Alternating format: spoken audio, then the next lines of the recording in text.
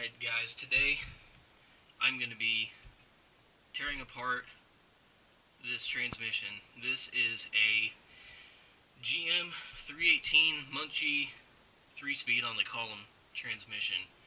This transmission, as far as the GM trucks go, was used from 1955 all the way to 65 or 62, I want to say, for the light-duty half-ton trucks with the straight six. To my knowledge, I don't think they ever put a V8 on one of these transmissions. They would have put the 4-speed Saginaw on them.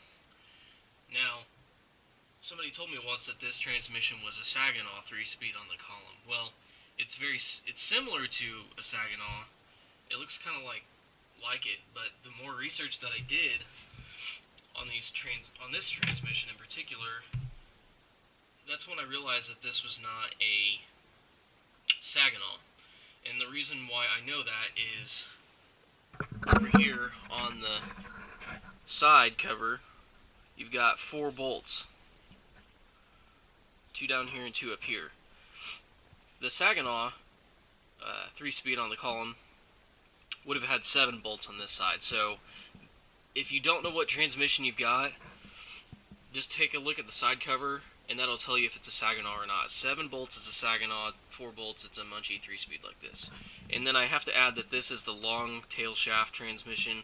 They did have a short tail shaft transmission, so that's the main differences between them. We're going to tear into this and see what conditions it's in.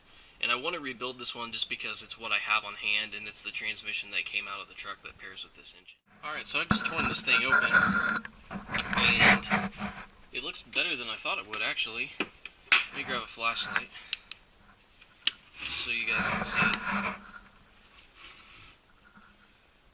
It's really not too bad. It's kind of interesting that this was the original transmission off this truck. There's your selector. Selector there. If you look real close, there's no pitting in the teeth. And all the parts, even though they're sticky, I mean, this is old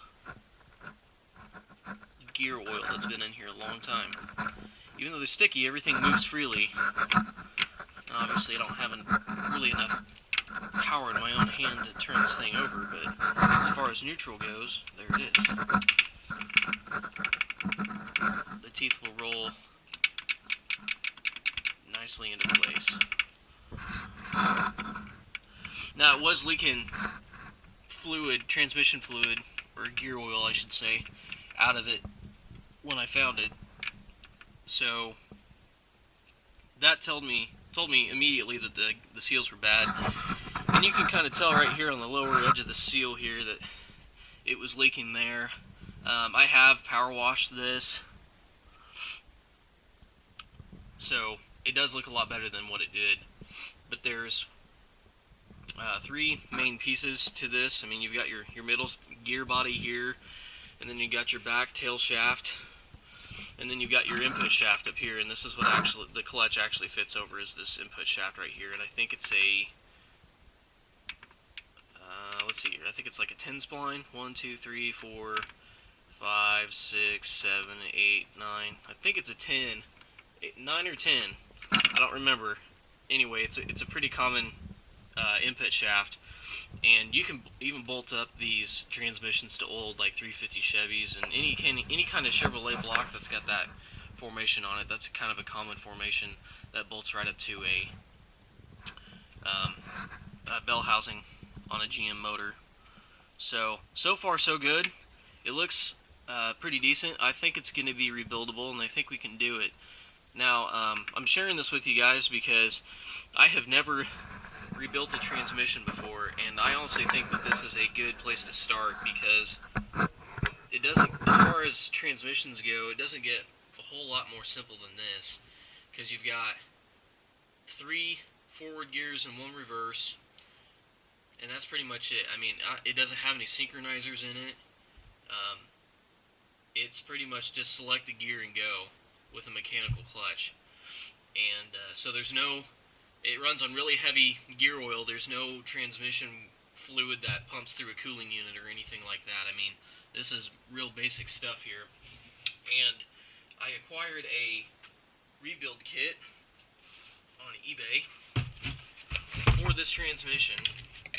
And what it comes with is new gaskets.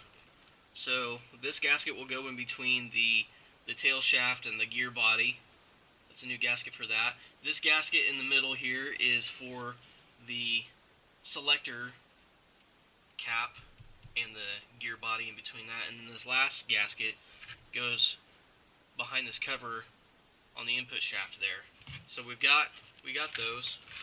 We have a new tailpiece seal for the back. Goes up to the back of it. We've got a new snap ring, which I believe will go to the selector gear, which is this piece here. I've got another one of these transmissions that I took apart and it was bad, so got a snap ring, needle bearings, looks like new caps, like grease caps, I want to say. Yeah, all your different bearings and fittings that you're going to need to put it back together. And you've got this bearing, I believe, that goes right behind the input shaft there. And then the other one goes on the other side of the input shaft down here at the tail. So there's two bearings. One's in a box. One was not in a box, but there's two main bearings in this transmission. And now that I'm looking at it, it looks like that snap ring I've got goes around this bearing here. So I've never rebuilt one of these before, so if you guys know more about these than I do, please drop a comment and let me know. Why I wanted to share this with you guys is anytime you're tackling a project like this, you've got the tools and the time and the kit or the resources to rebuild it. What I suggest is keeping track of every single bolt that comes off of whatever you're working on. You're going to want to take a lot of photos. Every time you do something, snap a photo. Every time you take something off, snap a photo. Keep track of where each bolt goes. Write it down if you have to. Draw a picture, whatever it takes, so that you know how to put one of these back together. Now, like I say, this is a pretty simple transmission, but this can apply to just about any project that you're doing. Take a lot of photos, keep track of your stuff, and take your time on it, especially with the restoration. If you're working on a daily driver, you know, time can be a crunch, but just keep track of what you're doing and where you're putting things, and you should be okay. Now, I'm doing this build because I have confidence that I'm going to be able to fix this for you, but I have not seen, to my knowledge, a video out on the internet on how to fix this exact transmission.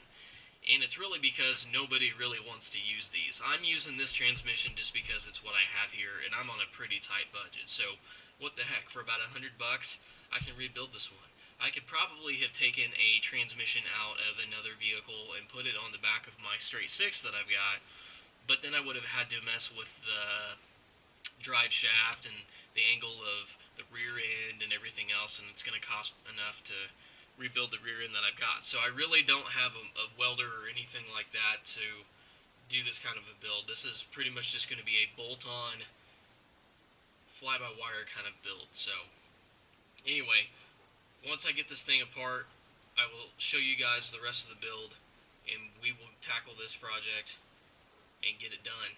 And hopefully we'll have a new transmission in a couple weeks.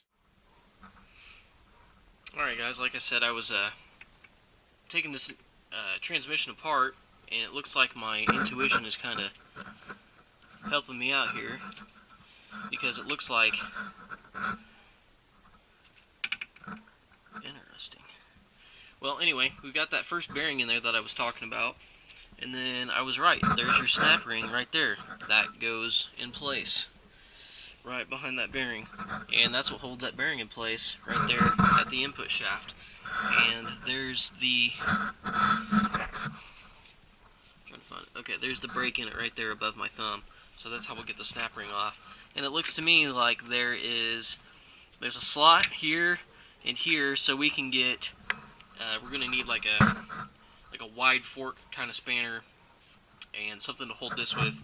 And this inlet here is, this input shaft here is threaded, so that evidently is going to come off and allow me to take the input shaft apart and get the gears all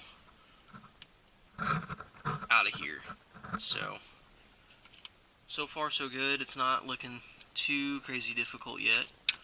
And the next step is to take off the tail shaft here. So that's got 1, 2, 3. There's a bolt at the bottom, 4, 5 bolts at the back, and then you'll also may want to take out. That's for the speedometer. That's the speedometer drive right there. It's a mechanical speedometer. So one thing I want to add while we're here is since I am rebuilding the rear end, I'm taking it from a 390 rear end, which is stock, to a 338, I believe, is what I'm going to put in it. You're going to need to adapt the speedometer as well, because anytime you're changing your gear ratio, even if it's in the transmission itself or if it's in the rear end, you're going to want to change the speedometer ratio here. Otherwise, it's going to give you some crazy numbers, and if it goes way too fast, it could cause damage over time to your gauges. So make sure that you get the right speedometer adapter or new speedometer gear reduction for it, or any kind of. Usually, if you get a new rear end, it'll come with some kind of a speedometer adapter to fit your needs, so that you don't cause any damage to your instruments or anything like that. So, like I say, make sure that anytime you change the gear ratio on anything, you double check your speedometer. Otherwise, you're going to have some crazy numbers on your dashboard. So keep that in mind. Alright guys, I'm continuing the teardown here. All I've done is I've taken off the tail shaft from the gear body, the gasket off, and I've taken the front piece off, and I was getting ready to take the bearing off, and when I took the tail shaft off, the selector gear in here came off as well up inside of here, so it's just hanging freely. So I thought before I get too far, I'll show you how to do this. Now, I don't have any snap ring pliers, but there's more than one way to do this. So you just want to take the snap ring and separate it out real far like this. And these old snap rings do not have the circle indentions in them, so I'm kind of just not necessarily using the right tools for the job at the moment. And let me tell you, this can be a pain in the butt. So while I'm separating that, if I can keep it in place,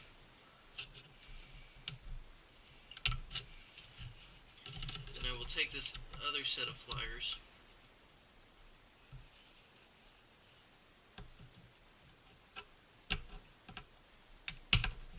maybe pull this off.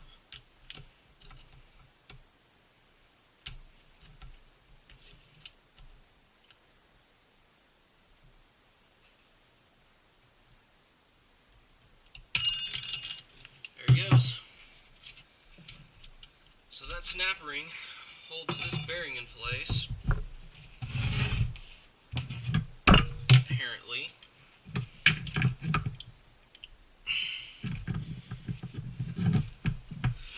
There might be more to it than that. There's still grease coming out of this thing, and it is like sludge.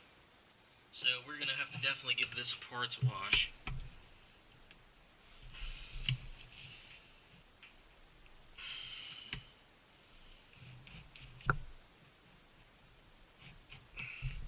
Yeah, I think I'm going to have to take this collar off of here. Like I said before. Hear that grinding? This bearing's pretty much shot, I think.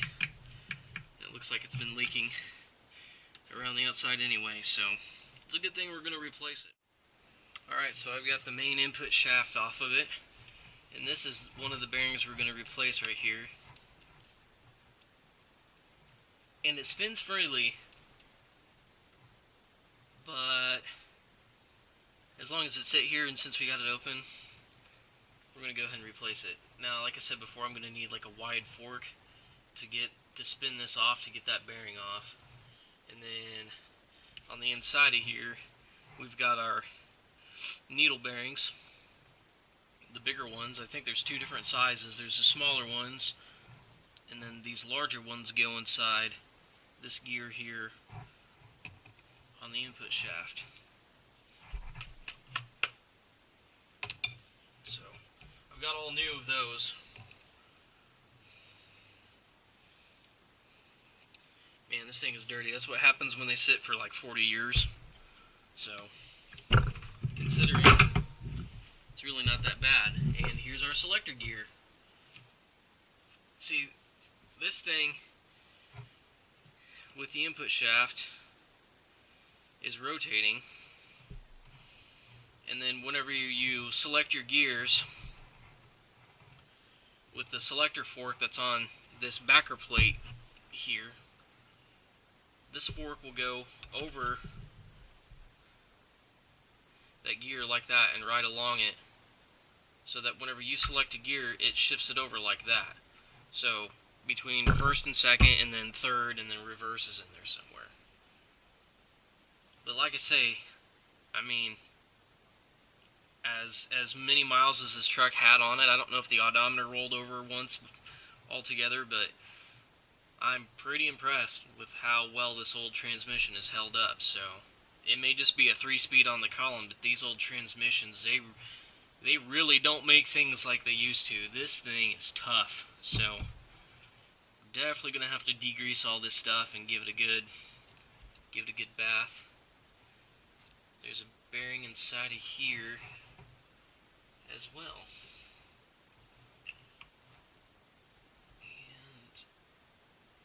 Don't know if we're going to be able to get to that one. It looks like it's been welded on.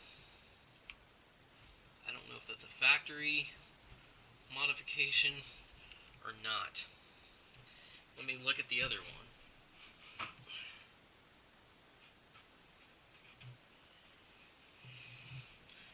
And when I look at the other one, the teeth and the wear are just pretty much the same. Okay, so this bearing evidently does move in the other one too. So the only real issue that I had with the other transmission was that the teeth on this selector gear were shot. Alright guys, so I'm in the middle of taking the GMC 318 Muncie 3-speed transmission apart, and I'm going to rebuild it.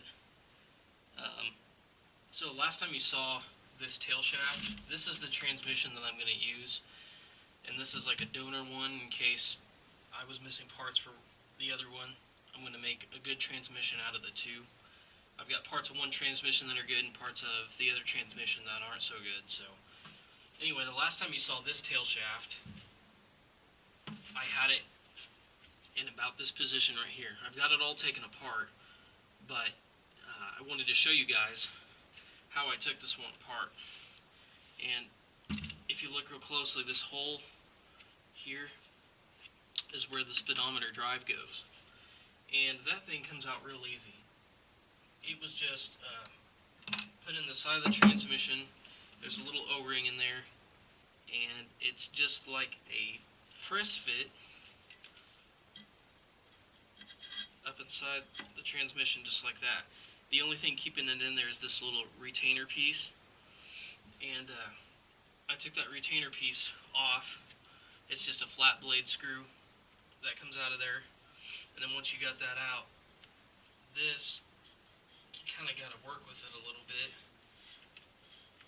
especially when they're been stuck in here for a long time, but it'll just pop out at the side of the transmission like that. So that's the first thing I did, is I pulled the speedometer drive out of there. And inside of this piece here, this is what actually drives your speedometer cable. So here's the little gear for it. Now what's interesting is this tail shaft and this section of the transmission is the original one off the truck.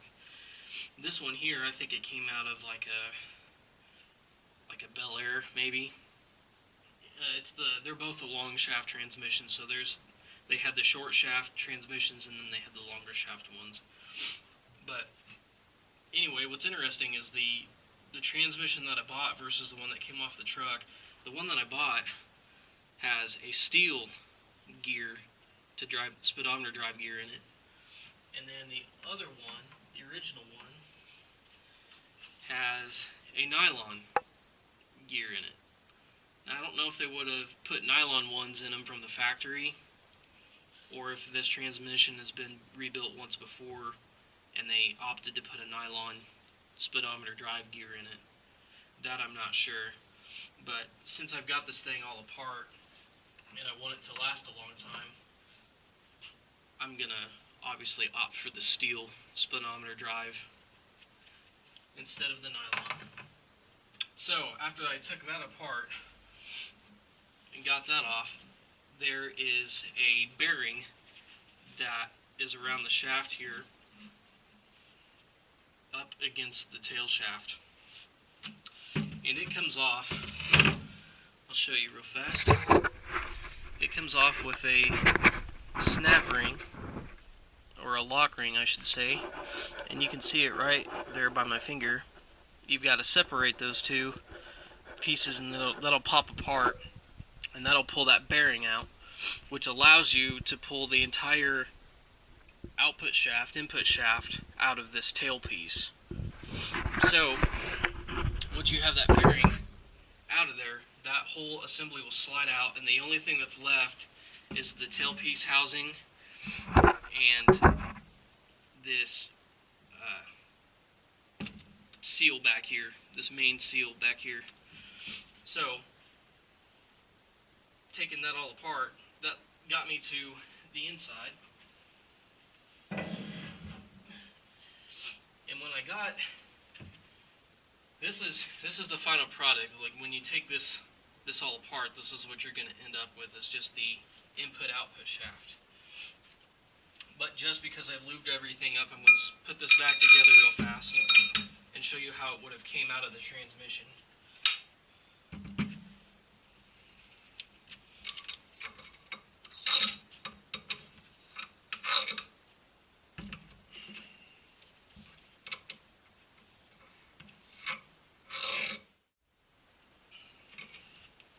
Alright, so whenever you take it apart, you get to something that looks like this.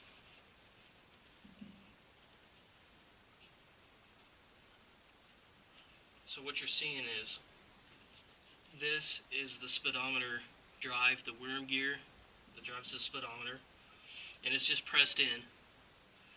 And then you've got this bearing here, which is that bearing that would have had that lock ring around it that I just showed you. So by taking that lock ring out, right here on this side of the bearing, this whole shaft would have came out of that tailpiece. So when you take that out, this is what it looks like. So what you'll first notice is that there is going to be another lock ring behind this bearing right here, because you've got one that keeps it in the tail shaft, and then you've got one that keeps the bearing from moving along the input-output shaft here. So there's two lock rings, one here, and then the one we took off earlier. So like I say, when you get down to this input shaft, you're going to get to this point. Now, I don't have the right tool for the job, but I just took some long needle nose pliers and pried this lock ring apart, and it popped off. And make sure that you're wearing safety glasses when that thing pops off, because it took me a little while to find it, because it popped off and went halfway across the shop.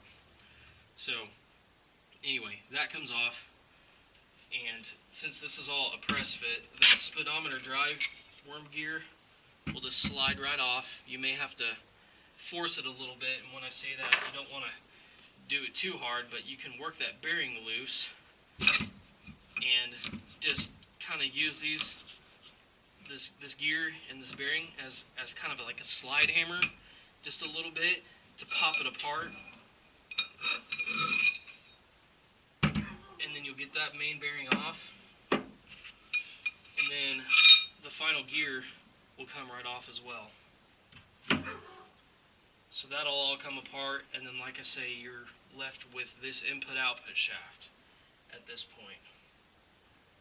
So this is where the this is where we're at. Brings you up to speed. Now what you'll have to realize is this bearing is the same one as the one that came off of the input shaft up there. But there's a spacer piece with a keyway in it that goes in front of this bearing, and that allows grease to get inside of it and lubricate it when it's in operation. So hang on to this, and then this is the bearing that we're wanting to replace. So I've made a pile of the stuff that's coming out that we're going to replace in the needle bearings and the ball bearings. Put all the stuff that we're going to reuse over here. And then the last thing I've got to do is I've got to get a wide plier, wide tooth tool of some kind, because this is threaded, and once I get this piece off, I'll be able to take this bearing off as well. And there's not a snap ring on this one any longer, because I took it off to get the transmission apart initially. And then just to show you, this is the input shaft that goes up to the engine itself, so this whole mechanism will fit inside of here like so. And then this would go up inside your clutch.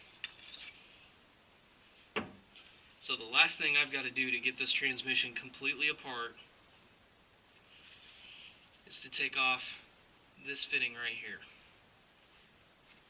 Now when I say completely apart, I'm not talking about the innards of the gears or anything, because we still have to take all these gears out inside of this main box here.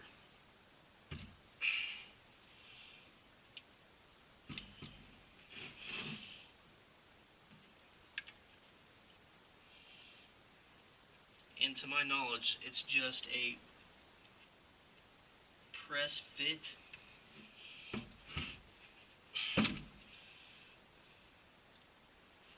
And you'll use some kind of like a dowel or a shop press and push that through to get these gears out of here.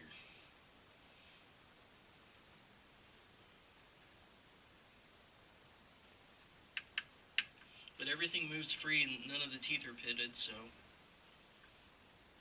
But since I've got this far, I might as well just take it all apart. But anyway,